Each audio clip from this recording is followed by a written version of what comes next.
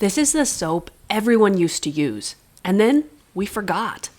We literally forgot how to make it anymore. Today we're going back in time to see if we've lost something in saying goodbye to good old-fashioned tallow soap, the soap of our grandparents. Now this soap is 25 years old, but today I've got my respiratory gear on to make fresh tallow soap. And you may be thinking, this old soap, gosh, it must be like the harshest, most moisture-sucking, awful soap ever made. And that's why all our modern soaps are made with all sorts of strange additives. Not true. That is a modern myth. This soap was made all those years ago out of sheep's tallow. Now this stuff, for as old as it is perfect. We scrub dishes with it. We wash our hands with it. It has this really silky lather. This was your everyday soap that kept you clean and healthy. And we're gonna make it today. But like usual, it's going to be a heck of a process because we've got to start by rendering the tallow over the open fire. And then it's gonna come down to some pretty serious chemical reactions. We're talking lye that has an exothermic heating up reaction. You gotta wear your face gear or else those fumes will burn your lungs. Okay. The process of making this soap isn't all that gentle and kind to your body, but the soap itself is.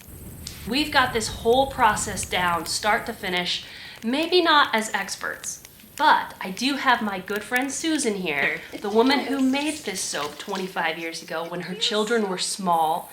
And now I feel like it's a whole process of repeating itself, right? My children are small, and maybe, just maybe, the soap we make today, they'll dig up a bar of it in 25 years, and they'll use it themselves. So, cheers to a long-standing tradition. Let's get into it.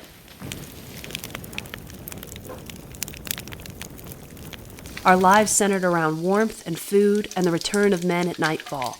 I used to wonder when they came in tired from the fields, their feet numb and their hands cracked and sore, how they could do all the chores so conscientiously. While grandmother and I washed the dishes and grandfather read his paper upstairs, Jake and Otto sat on the long bench behind the stove, easing their inside boots or rubbing mutton tallow into their cracked hands. Feel it. I want you to feel it. Oh, it is. Oh, it's so silky. Perfect. So, we need a handful of ingredients: tallow, lye, and rainwater. Measuring with the scale is ideal, but a homesteader out here back in the 1800s may not have had one. More than likely, they simply knew the right look and proportion after years of doing this work. Just like in the old days, this soap doesn't take a day, it takes months of planning and work, not to mention knowledge. So you'll see us jump between fall, winter, and summer on this journey. But this is how Mom and Dad made it, and it's how we'll make it too. Our good friend Susan, me, the kids, even Finn the dog. We're out here to work. This started last fall by rendering down the fat of a steer. Hey.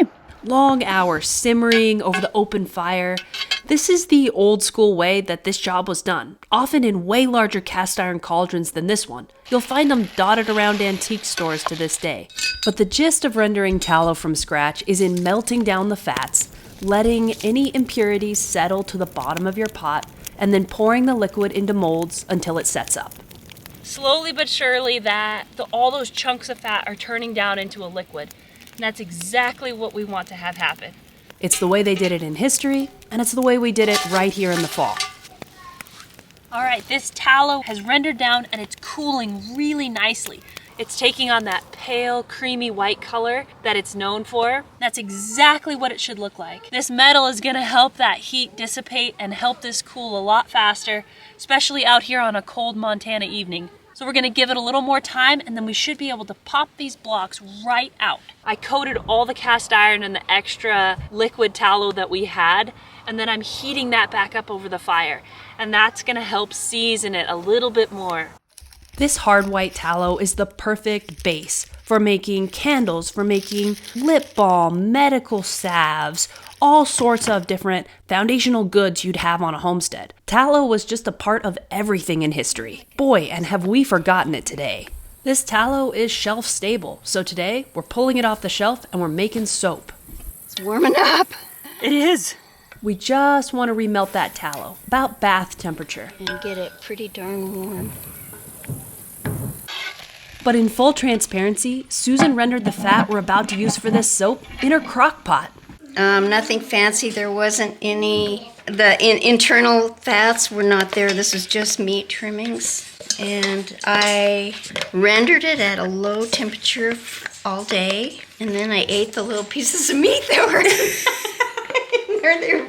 Cracklins, right? Sort yeah, of. cracklins. And then I pulled the rest of it out and gave it to my dog, which he loved. Basically, from our butcher shop, meat scraps, which I think the homestead woman, if she had leaf lard scraps or tallow, yeah, she would have fried potatoes in that and not made soap out of it.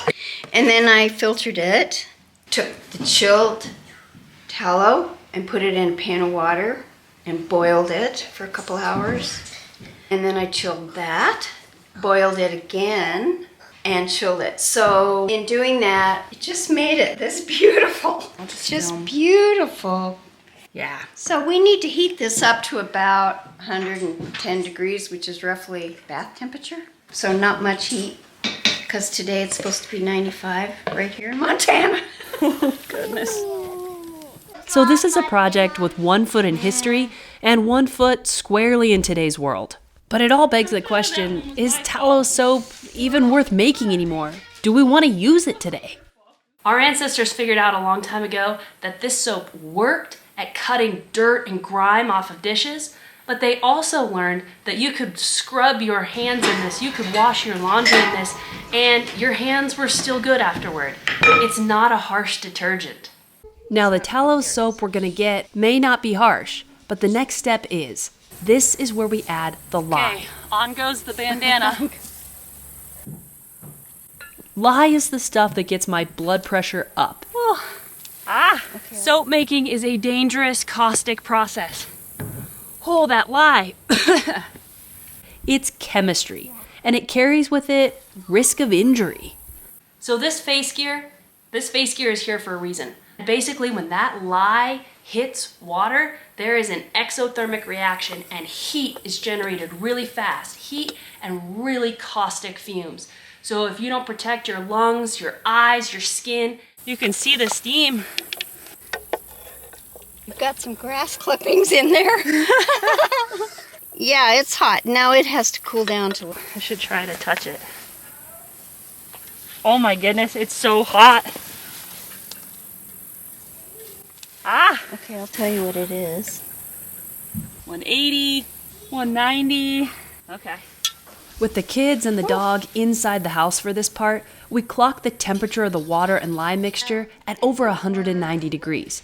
And with soap making, we need those two ingredients to get within 10 to 20 degrees of each other. Draw a different number, like 3. That means that the lye needs to sit outside and cool itself down. When the temperatures of both are around, let's say 90 to 110, we're gonna pour them together. But now starts the waiting game. So we've got a big jar of homemade apple cider vinegar on hand. This is here for burns. So lye is very, very basic. If you spill it on yourself or you dip your finger into it, it's gonna burn your skin. And that's where vinegar comes into play because vinegar is acidic. If you get that basic lye on your hands, pour the acidic vinegar over it and it should neutralize. That's the theory. You did it, Susan. Susan got some of that lye on her hand earlier when she was measuring it, and a little bit of vinegar rubbed into the skin did the trick. This sent us down the rabbit hole of soap, spot removers, and laundry. So way back in history, they would collect urine and use urine as the base. So soap is an acid and a base. It becomes a salt. So fatty acids in the fats and the base. So they would collect urine way back when. But in the 1800s, there was a really cool spot remover. And what you did, I can't think of what it was called, but you collected urine and you bottled it up and you let it sit for 3 days, I think, or more. And then you used it as a spot remover. Because it becomes ammonia, doesn't it? Well, I don't know what it becomes, but there is a name. They called it something. They had a name for it. But anyways, I'm going to try it. You should try. I'm going to try it. I mean, what the heck? Maybe I could get the stains out of the knees on my jeans. And then this is lye. So lye, time immemorial, was made by leaching wood ash. And it was done a million ways. You can still do it. People still do it. So they'd fill a big barrel with ashes and straw that will slow the water down. And there'd be a hole in the bottom of the barrel. And they would pour rainwater over it and catch the drips. And then they would boil that down. But that lye was potassium hydroxide. A guy came up with how to make this in the 1700s. By the time of this homestead, Red Devil lye was available. If Uncle Dan drove to town, he could buy Red Devil lye at the country store. But there are pictures of homesteaders making soap in the West. Yeah. And my guess is they were using cottonwood ash, aspen ash, pine, fir, whatever they were burning in their campfires and stoves and fireplaces. That's what they were using. The chemistry of soap is a little beyond me, I'll be honest. But I'll put the exact numbers that Susan calculated for this batch up on the screen.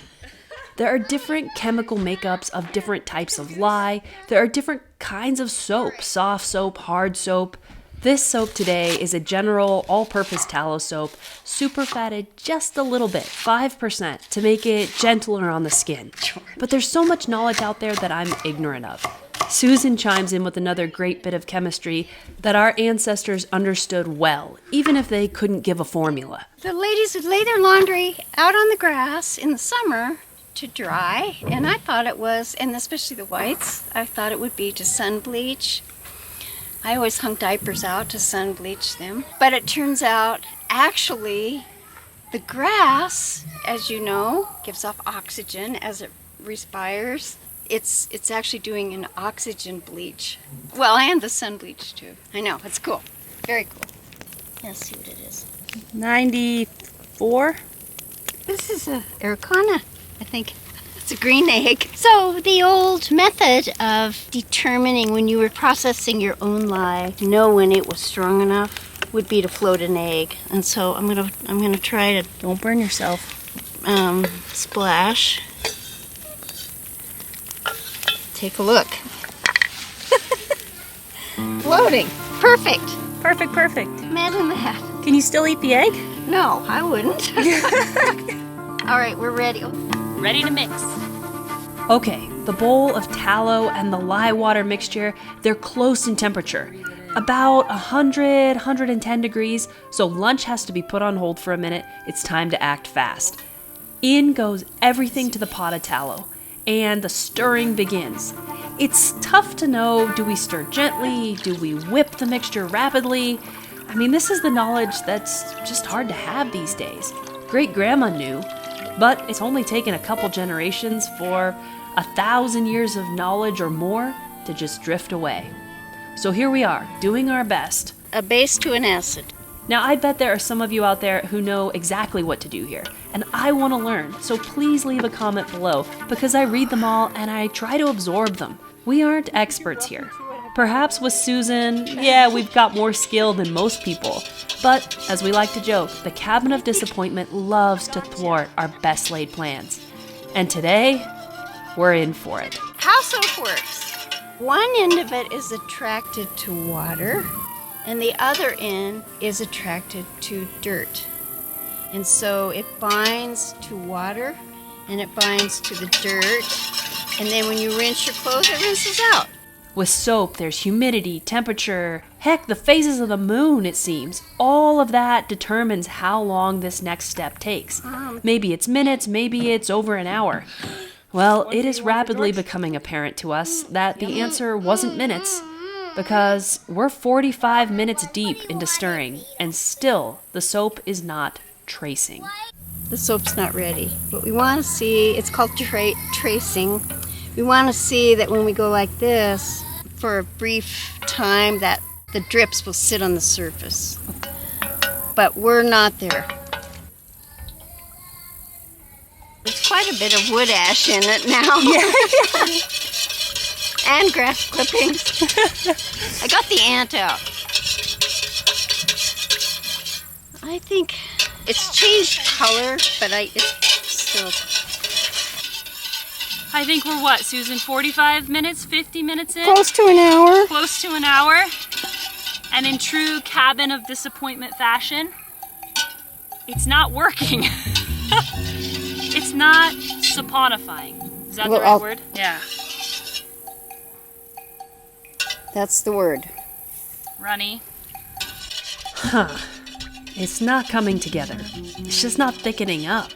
We go back and forth about, is it our ratios? Is it the temperature? Too hot, too cool? Wrong lye?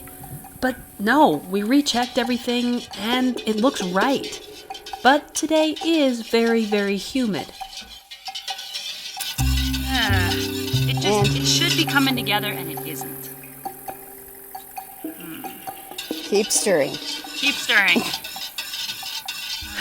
There are stories of soap taking hours at this stage, even a whole extra day. But this moment feels a lot like my past attempt at butter, where I later learned that what I thought was cream was in fact just milk. It was never gonna make butter. But that will not be our fate today. I am determined. And Susan knows of a trick, albeit a modern one, that we are going to have to resort to. We just need a good lunch in us before we trek the long journey to town to try it.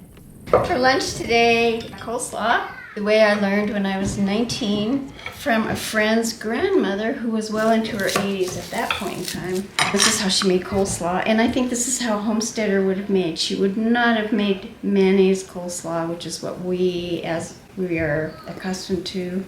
She would have had a milk cow. So I've got heavy cream. I'd say a half a cup maybe. She used sugar, but I'm going to use honey. I'm going to add a nice, generous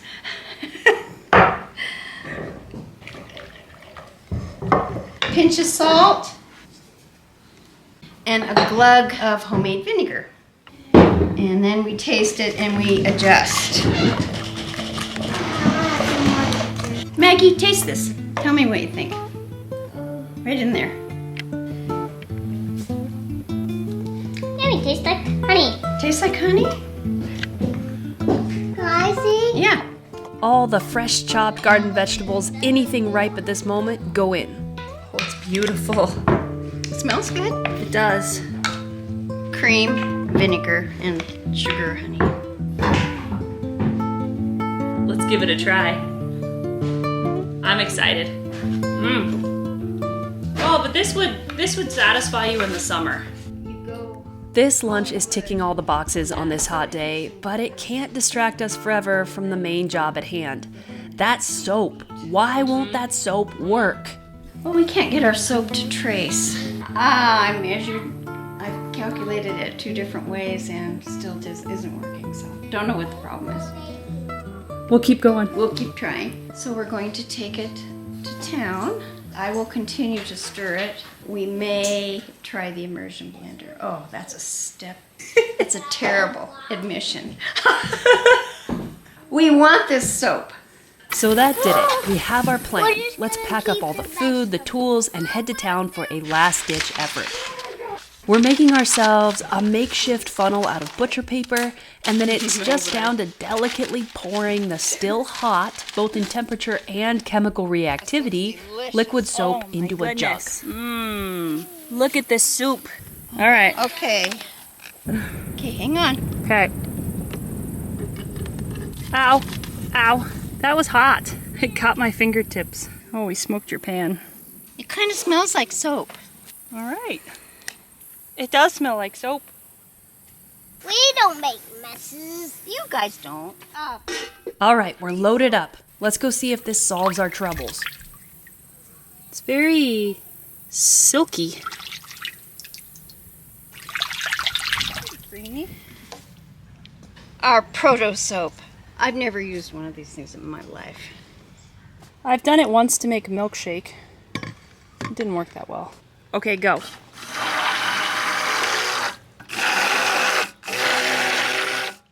It wasn't more than a minute with that immersion blender, and that soap was starting to trace. And we had it. We hate resorting to a modern appliance, but this soap was worth saving. Then into a wooden box lined with butcher paper, it went. The box, as it turns out, was an old dynamite box. Yep. Who knew? And that could be the end of the story for a while. It's gonna be Soap thick. takes 6 weeks or more to properly set up and cure. It's still pretty hot stuff. But after just one night of sitting indoors in a relatively warm spot, it had turned hard, and I went outside to cut it.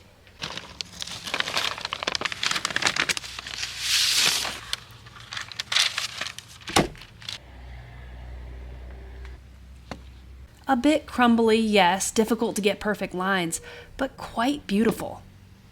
But does it work? Is tallow soap any good? Maybe the modern world is right, just to toss it aside for lots of unpronounceable ingredients in our new soaps.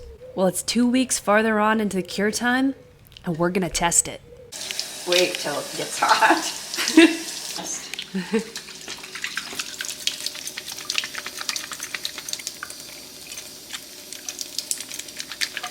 It's really creamy. Yes, it smells so good. Feel it. I want you to feel it.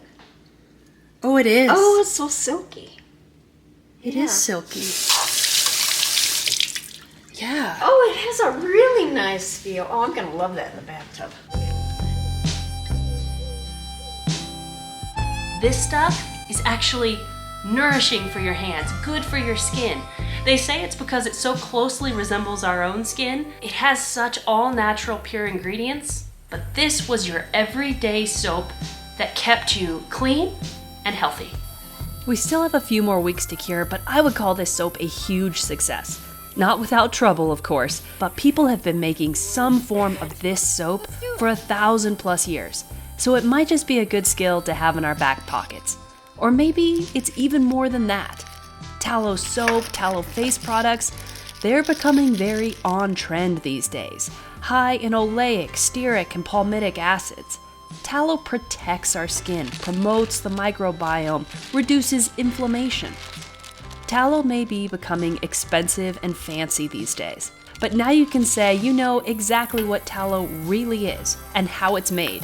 Maybe at your next farmer's market, you'll be one of the rare people to truly understand its humble history. It's been a heck of a day out on the prairie. Thank you guys for hanging out in the cabin with us, making soap, making a lunch, something refreshing on the hottest day of the summer. Cheers, everybody. Let's grind it up. I'm just grateful we don't have to eat the kids' soup. Scraps for dinner. Have to get some of this.